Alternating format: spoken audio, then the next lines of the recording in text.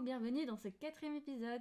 Aujourd'hui, je vais vous donner les raccourcis clavier les plus utiles de Premiere Pro. Je vais également vous expliquer comment faire la base d'un montage qui n'est que le montage AB. Et je vais également vous montrer comment exporter votre montage final.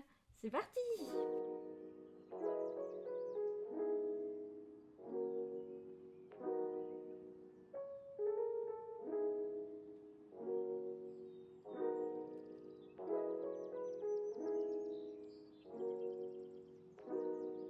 Alors, tout d'abord, les outils que vous allez tout le temps, mais tout le temps utiliser, c'est, je vais vous les montrer avec notre petit plan synchronisé qu'on a synchronisé dans le tuto précédent. La base, c'est le CTRL S que vous pouvez utiliser dans n'importe quel projet, Word, etc.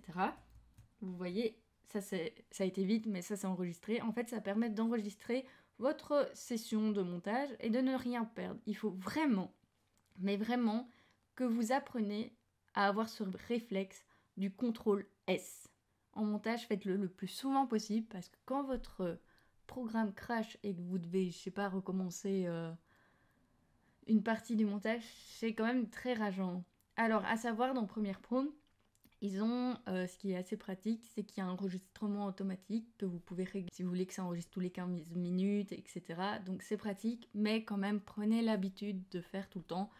Ça va devenir instinctif à la fin, mais CTRL S s'il vous plaît. Ensuite, nous avons le CTRL Z, qui est aussi super méga pratique lorsque vous faites du montage. Imaginons, oh non, j'ai supprimé mon plan, il n'y apparaît plus par maladresse.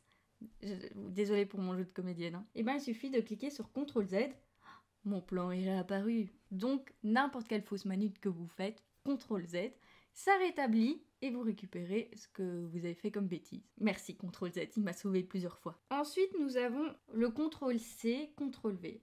Alors, imaginons, vous êtes en train de monter. Vous voulez dupliquer ce coup, le copier. Et bien, vous allez cliquer sur CTRL C. Et un peu plus loin, vous allez le copier, CTRL V. Donc, CTRL C, je copie. CTRL V, je le copie vraiment sur ma timeline. Alors vous avez aussi un deuxième moyen, si vous voulez dupliquer vos vidéos, c'est vous sélectionnez tout, vous maintenez Alt, et ça duplique. Mais il ne faut pas lâcher Alt, tant que vous n'avez pas lâché votre souris. Donc je refais, on sélectionne tout, Alt, je maintiens Alt, je lâche mon clic de souris, puis je lâche mon clic Alt. Parce que sinon, si vous maintenez pas Alt, donc vous appuyez sur Alt. Je lâche pas ma souris, j'enlève Alt, puis j'enlève ma souris, j'ai juste déplacé mon plan. C'est pas trop ce qu'on veut. Autre petit raccourci clavier sympa, c'est ici. Imaginons votre plan, comme ici, il est loin de votre début de timeline, et que vous voulez que celui-ci aille à votre début. Vous le sélectionnez le vide, comme ici présent. Vous appuyez sur Delete. Tada! Ça fonctionne aussi. En juste sélectionnant le vide et appuyez sur votre petite flèche, hop, ça fait pareil. C'est pratico. Alors, ce qui est aussi sympa à savoir comme raccourci clavier, voilà, là j'en fais un pour zoomer et dézoomer dans votre timeline. Alors ça, moi c'est plus. Je zoome, donc c'est plus. Je dézoome, c'est moins. Je zoome plus, je dézoome, c'est moins. Pour vous déplacer image par image, donc frame par frame, dans votre timeline, il suffit d'utiliser les flèches de votre clavier. Et si, imaginons, vous voulez rejoindre le début de votre plan, vous appuyez sur la flèche du dessus. Je veux rejoindre la fin de mon plan, la flèche du bas. Donc voilà, flèche du haut, flèche du bas, pour aller de l'un à l'autre. Alors, également, pour couper un plan dans votre timeline, il va falloir utiliser le raccourci clavier C. Votre outil s'affiche. Vous cliquez sur le plan, ça se coupe. C'est magique, hein? Hop. Donc, raccourci C. Pour retourner à la flèche normale, c'est R. Donc, R, flèche normale. C, hop, je coupe. R, je retourne à la flèche normale. Alors, vous pouvez également retrouver vos outils ici. Donc là, c'est le R. C'est la flèche normale. Alors ici, c'est l'outil de sélection. Pour pouvoir aussi l'utiliser sans passer par cette colonne, il suffit d'appuyer sur A. Et en fait, ça sélectionne tous les plans qui sont derrière. Donc imaginons que j'ai 10 000 plans. Je vais vous montrer un exemple. On va dupliquer. Voilà, j'ai 10 000 plans derrière. J'appuie sur A, donc mon outil de sélection qui est ici. Je sélectionne. Ah, il y a tout qui vient avec, c'est trop pratique. R, je retourne en flèche. Imaginons, vous voulez cette image-là et pas celle-là. Bah A, je mage. Et j'ai que la piste ici du haut et qui prend le son avec. Donc voilà, je veux que cette partie-là. Bah, il me prend que cette piste-là avec les sons qui sont synchronisés avec. Tout ça en appuyant sur majuscule. Ce que j'utilise, c'est l'outil plume. Pour l'utiliser, c'est P. Vous allez voir que vous avez maintenant une plume qui s'affiche. Et ici, j'utilise surtout pour faire des calques ou des trucs comme ça. En fait, ça vous permet, sur votre image, voilà, de sélectionner tout ça, une partie de votre image. C'est pour faire un peu des masques comme ça. Le petit raccourci H, ou c'est la petite main qui permet, quand vous êtes par exemple en zoom, de vous déplacer dans votre image. Si vous voulez faire des rectifications colorimétriques. Et vous avez le raccourci clavier T, où là en fait c'est pour vous cliquer sur T, vous mettez un texte. Voilà, et dans votre timeline vous voyez qu'il y en a un qui est arrivé en plus. Et du coup, bah, vous pouvez élargir dans votre timeline votre texte pour la durée que vous voulez qui s'affiche sur l'image. Idem, hein, pour supprimer aussi un élément, delete, et vous supprimez. Delete sert à supprimer tout le temps. Alors, comme j'avais parlé dans mon tuto précédent, .in, raccourci clavier I, .out, donc raccourci clavier O. Raccourci clavier, c'est sympa à savoir aussi, c'est quand vous voulez exporter donc, votre rendu final, et ben vous cliquez sur CTRL M, voilà, et du coup vous allez passer dans la fenêtre d'exportation, que je vais parler plus tard, donc c'est aussi un raccourci assez sympa.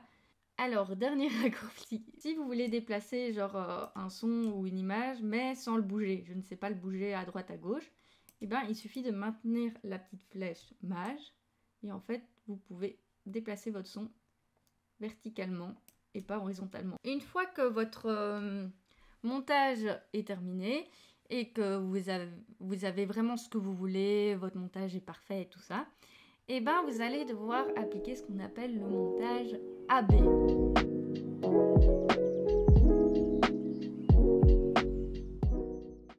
Qu'est-ce que c'est le montage AB? C'est un procédé qui permet qu'au niveau du son, on sente moins la coupe lorsque nous passons d'un plan à l'autre. Eh bien voilà, je vais vous expliquer. On va dire que ça, c'est mon petit montage. Il est fini, il est tout beau, il est magnifique, j'en suis très fière. Comment je vais faire mon montage AB? Eh bien c'est simple, le A correspond en fait juste à la piste sonore 1 et le B correspond à la piste sonore 2. Donc en fait, je vais mettre mes sons en quinconce. Donc mon premier son, je le laisse sur la piste sonore A.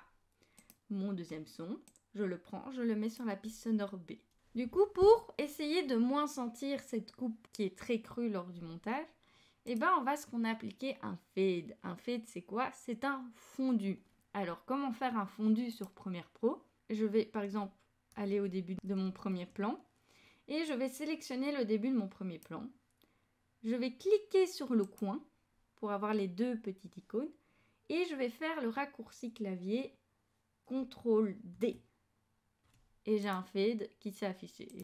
Et du coup, vous avez un fade ici au niveau de l'image qui s'est fait. Donc c'est progressivement, on va monter d'une image noire à l'image de notre plan.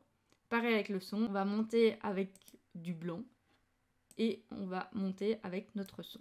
C'est ce qu'on appelle un fondu, un fade.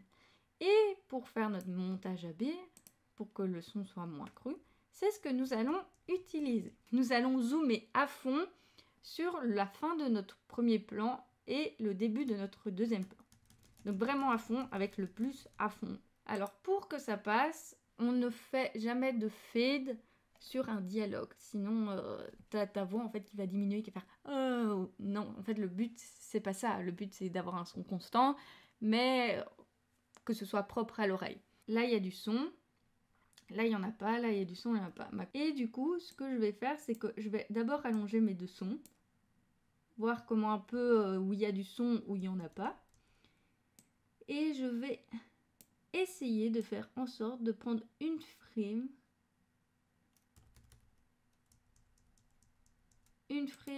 où il n'y a pas de son.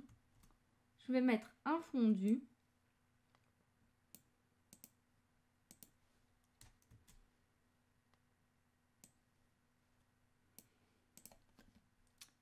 Pour que ma coupe passe crème. Le son est plus fluide. Alors que si je n'avais pas mes fondus, ma coupe serait plus trash. On entend la coupe en fait. Et quand on fait le fondu dans le son, on l'entend plus. Et donc ça passe crème à l'oreille, c'est plus agréable.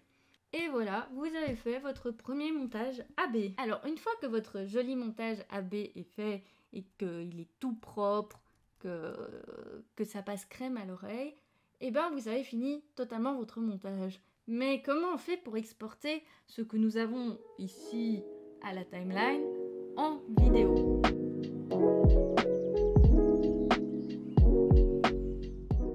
Nous allons dans exporter, ou bien le raccourci clavier que je vous ai dit tout à l'heure, CTRL M, et vous avez votre vidéo prête à être exportée. Donc ici à droite, on voit votre rendu final avec vos points in et vos points out. Alors c'est très important de mettre les points in et les points out aussi à la fin de votre vidéo, parce qu'en gros, votre programme, quand il est bien sûr coché dans zone de travail, il va prendre tout ce qui se trouve entre le point in et le point out. Du coup, si votre point in est là et que votre point out est là et que votre montage commence ici, bah vous n'allez pas avoir votre montage en entier. Donc faire attention à toujours bien mettre vos points in et out dans votre timeline, s'il vous plaît. Mais ce qui nous intéresse vraiment, c'est cette partie de gauche. Alors ici, nom du fichier, bah ça va être le nom final de votre fichier. J'appelle Yuna. En dessous, vous avez l'emplacement où vous allez enregistrer votre fichier. Donc imaginons ici, enregistrer. Ensuite, nous avons la préconfiguration. Alors le format, c'est le rendu final que vous voulez qu'est votre vidéo. Alors vous en avez plusieurs. Je ne vais pas tous vous expliquer parce que de nouveau, ça prendrait un temps dingue. Mais je vais plutôt vous expliquer ceux que j'utilise au quotidien. Donc ceux que j'utilise au quotidien, c'est le basique, le H264. C'est quoi le format H264? Le format H264 correspond au format MP4 d'une vidéo. La norme de compression vidéo H264 est aussi appelée MPEG-4, partie 10, codage vidéo avancé, MPEG-4 4 AVC ou vidéo AVC. Il s'agit d'une norme de compression vidéo qui figure parmi les formats les plus utilisés actuellement. Généralement utilisé pour l'enregistrement, la compression et la diffusion de contenu vidéo, le format H264 est une méthode de diffusion vidéo adaptée au réseau offrant des images de grande qualité sans saturer la bande passante. C'est quoi une bande passante? La bande passante est une mesure des données utilisées dans un flux, la largeur de bande et la quantité de données transférées. Dans le cadre de la diffusion en continu, on peut mesurer la quantité de données transférées pour une vidéo et les unités utilisées sont généralement les mégaoctets et les gigaoctets. Alors, quels sont les avantages et les désavantages du H264? Le H264 a été créé pour assurer une transmission en haute définition de la vidéo tout en limitant la consommation de bande passante. Le débit du H264 est inférieur aux autres formats. Conditions plus légères en termes de stockage vidéo. Alors la H264, je l'utilise généralement pour tout ce qui est YouTube, TikTok, etc. Pour les réseaux sociaux. Alors quand j'utilise le H264, je mets toujours le débit élevé. Sinon vous avez le débit médium et le peu de débit. Mais ça diminue la qualité. Sinon maintenant vous avez aussi la qualité 4K en fonction des vidéos en 720p, vous pouvez choisir. Bon, pour YouTube, vous n'avez pas besoin du 4K non plus, hein, mais voilà. Ça, c'est ce que j'utilise généralement. Donc, si vous voulez une qualité 1080p, qui est une très grande qualité, pour être plus précis, vous cliquez dessus et vous l'exportez là. Ça, c'est le premier format que j'utilise le plus. Autre format que j'utilise souvent, c'est le QuickTime, qu'on va retrouver ici, le QuickTime. Pareil, ici, vous avez les mêmes, donc débit élevé, si vous voulez la 4K, de l'HD, du 1080, etc. Le format QuickTime, qu'est-ce que c'est? C'est ce qui correspond à un format qu'on appelle ProRes. De nouveau, je ne vais pas aller dans les profondeurs de l'explication et je compte faire une vidéo plus dédiée à ça. Mais en gros, ce que vous devez retenir, c'est que c'est un format créé par Apple pour pouvoir traiter la colorimétrie, donc la couleur de votre image, sans perdre trop de qualité lors de votre exportation. On va pas se mentir, ce format est meilleur que le H264. Maintenant, celui-ci, niveau stockage, c'est plus gros quoi. Une fois que tout ça est fait, il va falloir exporter votre montage final. Alors vous pouvez l'envoyer à Media Encoder. Media Encoder, c'est un programme d'Adobe qui est externe à Premiere Pro et du coup vous pouvez faire votre exportation en continuant à monter à côté, donc ça fait un peu gagner du temps. Mais ici on va faire une exportation normale. Du coup il suffit de cliquer sur exporter et tada, votre montage est en train d'exporter.